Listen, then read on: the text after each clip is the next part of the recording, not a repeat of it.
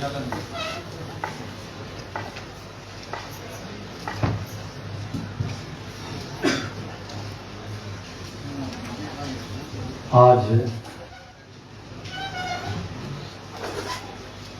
सांस्कृतिक और बौद्धिक रूप से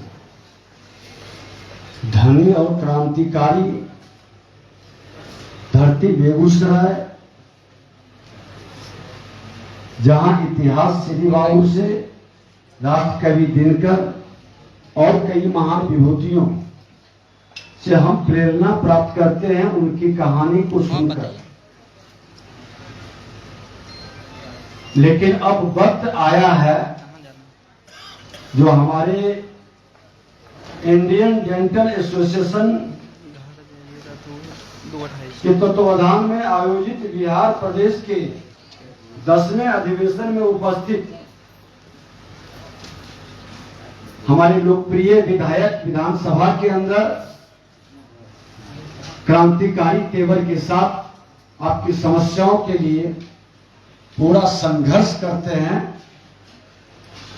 माननीय विधायक कुंदन जी, इंडियन डेंटल एसोसिएशन के राष्ट्रीय अध्यक्ष doctor Ravinder Singh ji, Indian dental association के पूर्व राष्ट्रीय उपाध्यक्ष डॉक्टर बीवी वर्मा जी, इंडियन डेंटल एसोसिएशन के प्रांतीय अध्यक्ष डॉक्टर मोहित कुमार जी, प्रांतीय सचिव डॉक्टर कुमार मानवेंद्र जी, जिला अध्यक्ष डॉक्टर मुरारी मोहन जी, जिला सचिव doctor Avinash Kumar ji, organisation committee के चेयरमैन डॉक्टर राम प्रवेश जी, ऑर्गेनाइजेशन कमेटी के सचिव डॉक्टर अमित कुमार जी, आईएमए के जिला अध्यक्ष डॉक्टर दीपक कुमार सिंह जी, जिला सचिव डॉक्टर रंजन चौधरी जी, बेगूसराय के प्रख्यात चिकित्सक डॉक्टर नलिनी रंजन बाबू, जो अभिभावक के तुल्य में सामाजिक कार्यकर्ता के रूप में भी जिस कुंभ और महाकुंभ का दर्शन लोगों को कराए, doctor Shashibhushan Sharma ji, Indian dental association के प्रांतीय कार्य समिति सदस्य डॉक्टर सुवर्णो जी, इंडियन नेशनल एसोसिएशन के अन्य राष्ट्रीय पदाधिकारी, प्रांतीय पदाधिकारी, सभी सम्मानित दंत चिकित्सक एवं उपस्थित सर्जन भी, आप लोगों का यह कार्यक्रम अभी बता रहे थे डॉक्टर राम प्रवेश बाबू, 2 व्यक्ति से शुरू किए और आज 14,000 आपकी संख्या इस बिहार में हो गई। लेकिन आपको शिखर तक पहुंचना है और हर शिखर पर पहुंचने के पहले बहुत सारे झंझावत से गुजरना पड़ता है। यह राष्ट्र शिखर पर था, 1000 वर्ष की गुलामी के कारण हम कहीं न कहीं अपने को भूल बैठे हैं और आज 21वीं सदी के भारत में आप खड़े हैं और 21वीं सदी की चर्चा 19वीं सदी में होती थी और वो कोई साधारण व्यक्ति, कोई राजनेता नहीं करते थे। डॉक्टर शब्द विदेशक शब्द से आया है, लेकिन जो देशक शब्द था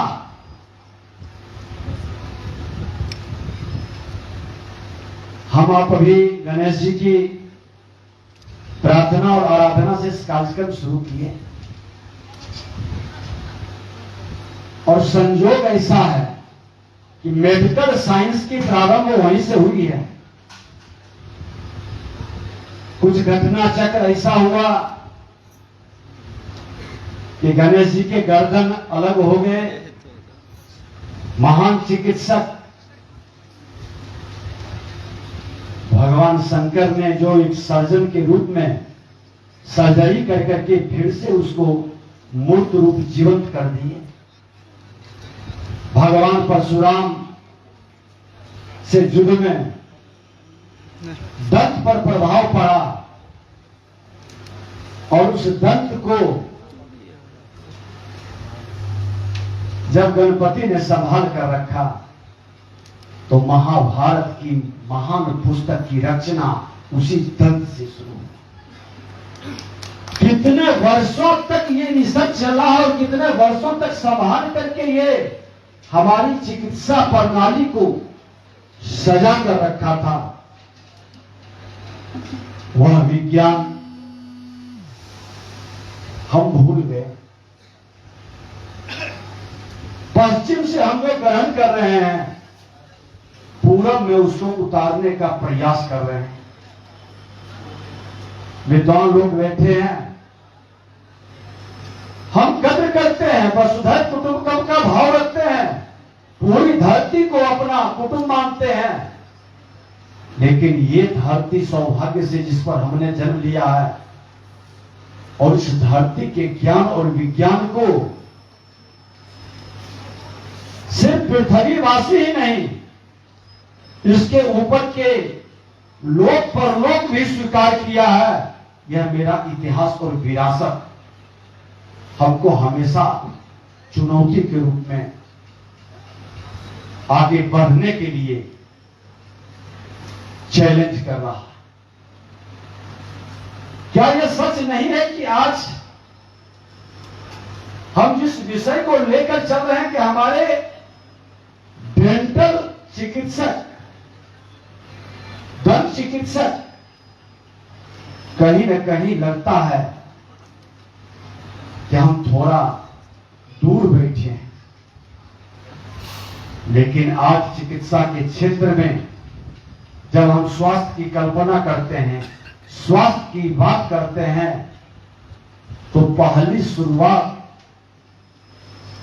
हमारे जीवन जीने की व्यवस्था जो शुरू होती है वो हमारे मुख के द्वारा ये 32 दांत से गुजर कर जीवा से, ग्रासनली से लेके हमारे शरीर के अंदर के तमाम सिस्टम तक पहुंचता है। और जो प्रथम द्वार है, कवच है, उस द्वार पर कहीं न कहीं हमारी बड़ी लापरवाही हो रही है। उस लापरवाही का परिणाम अभी डॉक्टर साहब बता रहे थे, आपके अध्यक्ष जी भी, कि कैंसर 14 लाख व्यक्ति हर वर्ष मरते हैं। कोरोना महामारी से भी ये भयावहता उत्पन्न नहीं हुआ, शोर खूब हुआ, योजनाबद्ध ढंग से कहीं न कहीं भयभीत किया गया और हमारी असावधानी ने हमें उसका ग्रास बना दिया। लेकिन जो मेडिकल साइंस के द्वारा पूरी तरह से साबित हो चुका है कि आज कैंसर से तमाम बीमारियों का निकटता हम प्राप्त करते हैं और मौत के मुंह में जाकर हम समाप्त हो जाते हैं। और वो कैंसर हमारे खान पान से प्रारंभ होता है, हमारे रहन सहन से, हमारे जीवन शैली से, हर तरह से हमें प्रभावित करता है। कमी कहां है? जरूरत जागरूकता की है, जरूरत प्रारंभ से है।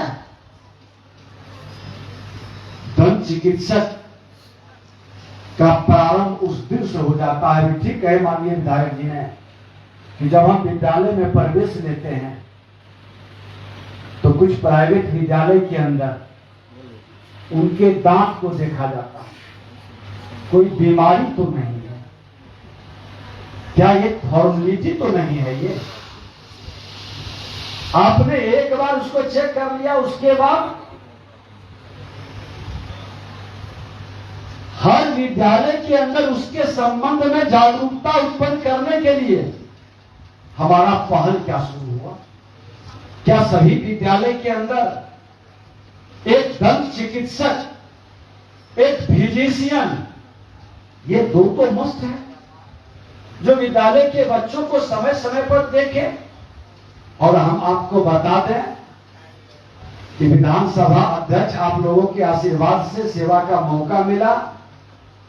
हमने स्वास्थ्य विभाग के सेक्रेटरी को बुलाकर पूरे उनके पदाधिकारी के साथ कहा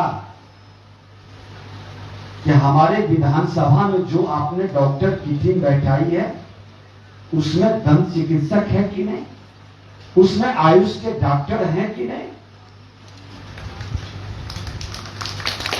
हर जगह हमारी व्यवस्था का प्रारंभ हो। कोई भी व्यक्ति बहुत महत्वपूर्ण है तो उसके महत्वपूर्ण में हर लोगों का सहयोग प्रत्यक्ष या अप्रत्यक्ष रहता है। एक स्वस्थ व्यक्ति को अगर जो हम स्वस्थ रखना चाहते हैं तो उसमें आपकी भूमिका अहम होती है। और ये भूमिका के लिए आप इंतजार जब तक करते रहेंगे कि हमें आमंत्रण मिले, हमें लोग बुलाए, तो बहुत देर हो जाएगी। आपके वातावरण, आप एक सामाजिक योद्धा के रूप में अपने ज्ञान को समाज के हित में शुरुआत कर दें। हमारे माननीय विधायक जी बैठे हैं, विधानसभा के सभी माननीय विधायक से हमने आग्रह किया कि विधानसभा लोकतंत्र के सबसे बड़ा मंदिर राज्य का विधानसभा और देश का लोकसभा, इस मंदिर के पुजारी जनता के विश्वास को लेकर आते हैं। वो सिर्फ विधान बनाने के लिए नहीं, उस विधान को जनता तक पहुंचाने के लिए, अब मानसिक तौर पर उसको तैयार करने के लिए एक सामाजिक योद्धा का रोल भी आपको अदा करना है। डॉक्टर, हम क्लिनिक में पहुंचेंगे तभी हम आपका इलाज करेंगे। ये भाव को हटाकर अगर जो आप चयन कर दिए, कुछ नहीं कि मैं एक सरकारी प्राइवेट स्कूल तो आपको इनवाइट करेंगे ही, बुलाते ही होंगे, आप एक सरकारी विद्यालय को ले लें गोद कि मैं वहां के बच्चों को एक बार देखूंगा। और देखिए फिर आपकी डिमांड, देखिए आपका जो ज्ञान का प्रभाव वहां पड़ेगा दूसरे विद्यालय से तीसरे विद्यालय तक, और फिर वहां के बच्चे जो आपसे लाभान्वित होंगे वो आपके द्वार तक जरूर आएंगे शुक्रिया अदा करने और आपसे कंसल्टेंसी जरूर करेंगे। हमने मेडिकल साइंस के लोगों से भी आग्रह किया, स्वास्थ्य विभाग से भी। अभी वर्तमान में बुरा ना मानेंगे, सभी लोग बैठे हैं, हम तात्कालिक इलाज करते हैं। इमीडिएट दर्द है, निकाल दो दांत को, लेकिन वह बीमारी ही न उत्पन्न हो, और उत्पन्न हो गया तो उसको हम अस्थाई समाधान उसका कर दें। समाप्त निकाल देना तो अंतिम है रिजल्ट, लेकिन न निकले, वो बीमारी उत्पन्न न हो। हमारी सोच, हमारा रिसर्च, हमारी नई तकनीक उस ओर बढ़ी। हम अपने, और एक चीज तो और है, मेरी भी बच्ची डॉक्टर है, भतीजा भी डॉक्टर है, और मैं बता दूं अपना अनुभव, जब कोरोना काल शुरू हुआ तो मुंबई में रिलायंस के कोरोना हॉस्पिटल में उनको ड्यूटी मिला, तो घर के अंदर वो घबरा रहे थे। हमने कहा कि अगर जो सीमा की हर सैनिक के माता पिता भविष्य की घटनाओं की कल्पना करके डर गया, तो क्या हम सब लोग सुरक्षित रहेंगे? डॉक्टर अगर जो अपनी जिम्मेदारी से हट गया तो मेरा समाज, मेरा स्वस्थ रह पाएगा या राष्ट्र बीमार हो जाएगा? इस राष्ट्र को स्वस्थ रखना है। लीडर हो या साइंटिस्ट हो, ऑफिसर्स हो या वर्कर हो, जो भी श्रम करने वाला श्रमिक है, उसको स्वस्थ रखने में आपकी बड़ी भूमिका है। आज कितने डॉक्टर हमारे बीच नहीं हैं। ये महायुद्ध को लड़ते हुए कोरोना काल में अपनी जिंदगी को, आपकी जिंदगी बचाने के लिए न्यौछावर कर। हम नमन करते हैं उन तमाम लोगों को। विधानसभा के अंदर भी हमने पहली बार ऐसे लोगों को नमन किया। और मैं कहता हूं कि डॉक्टर और टीचर हमारे भारतीय संस्कृति के अंदर दोनों इतने बड़े धरोहर हैं जिसको किसी को बताने की जरूरत नहीं पड़ती है सम्मान करने के लिए। जिस गली से गुजरते हैं वो बड़े पद पर बैठे हो या कितना भी ताकतमंद हो, श्रद्धा से सर झुक जाता है। प्रणाम डॉक्टर साहब, प्रणाम मास्टर साहब। ये आपको मिला हुआ है सामाजिक सम्मान। समाज के द्वारा ये सम्मान मिला है।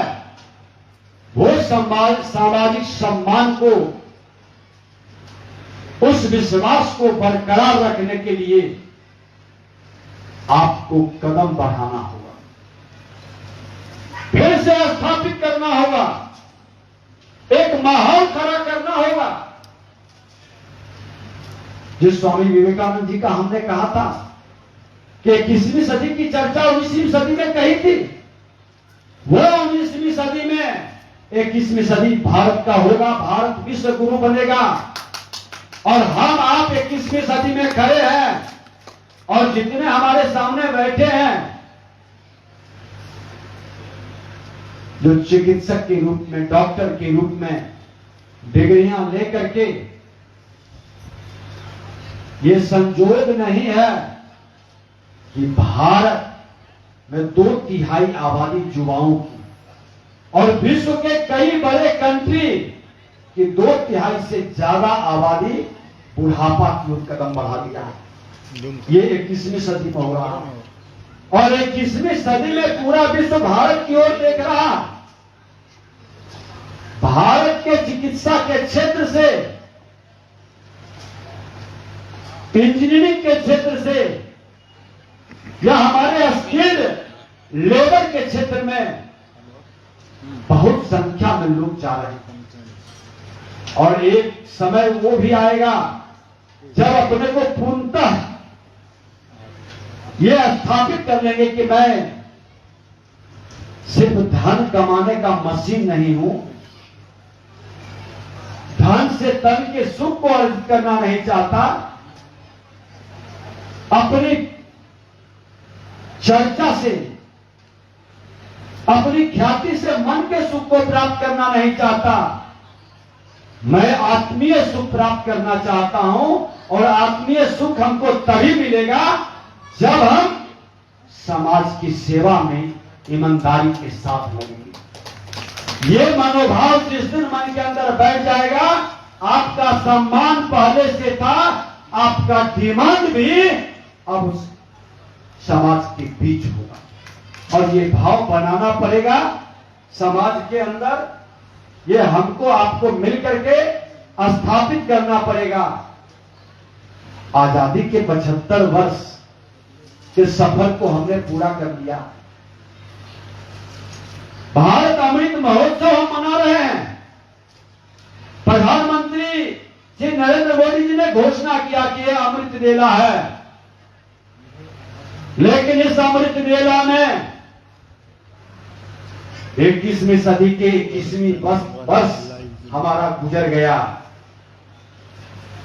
क्या यहां सब लोग मिल करके मन के अंदर ये संकल्प नहीं ले सकते?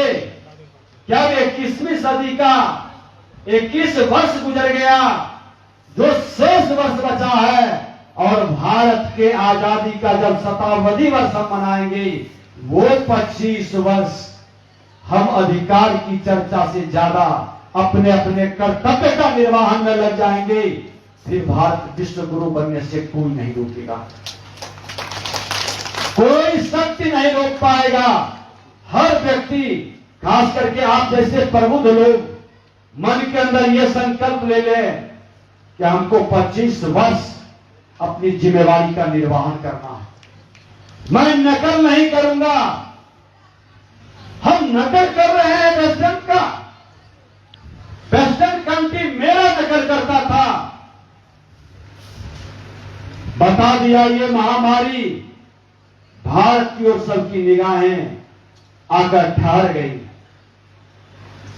135 करोड़ की आबादी, अमेरिका जैसा कई देश इसके अंदर समाहित हो जाता है, जहां स्वास्थ्य की गारंटी है, सारी फैसिलिटी है, उसके बावजूद भारत हमारे आपके जैसे लोगों के, सामाजिक योद्धाओं के बल पर अपनी जिंदगी को बचाने में ज्यादा सफल रहे। बहुत कम हमारे पास मेडिकल सुविधा, ये आपकी उपलब्धि है।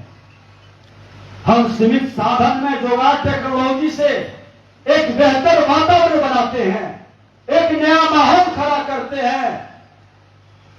और आप ये मन के अंदर भाव ले लें, आज डॉक्टर साहब, आज आपके अध्यक्ष रविंदर सिंह जी, डॉक्टर रविंदर सिंह जी, अगर जो अपनी विरासत, अपने परिवार का विरासत बने हैं, अपने क्षेत्र की पहचान बने हैं, तो जिस परिवार का कोई विरासत नहीं है, आप संकल्प ले लेंगे कि मैं अपने परिवार का ही विरासत नहीं, अपने गांव का ही नहीं, अपने समाज का ही नहीं, अपने राज्य का विरासत बनेंगे, अपने देश का विरासत बनेंगे। हमारा कर्म ऐसा होगा कि लोग मेरे नाम से जाना जाए, मेरा क्षेत्र। उस दिन आपको यह राष्ट्र नमन करेगा, यह बेगूसराय की धरती नमन करेगी। एक बार इसी माहौल को खड़ा करने के लिए मन के अंदर संकल्प लेने की जरूरत है और उस संकल्प को सिद्धि तक पहुंचाने की जरूरत है। हमारे माननीय विधायक कई प्रश्न उठाते हैं और खास करके दो पर हमारी भी निगाहें रहती है, क्योंकि इसको सामाजिक मान्यता मिली हुई है, शिक्षा और स्वास्थ्य। और शिक्षा स्वास्थ्य के मामले में मेरा समाज सजग रहा है, लेकिन अभाव के कारण कहीं न कहीं हमारी दूरी स्वास्थ्य से बनते चली गई है। हमारी कमाई का बहुत बड़ा भाग स्वास्थ्य के मद में खर्च हो जाता है।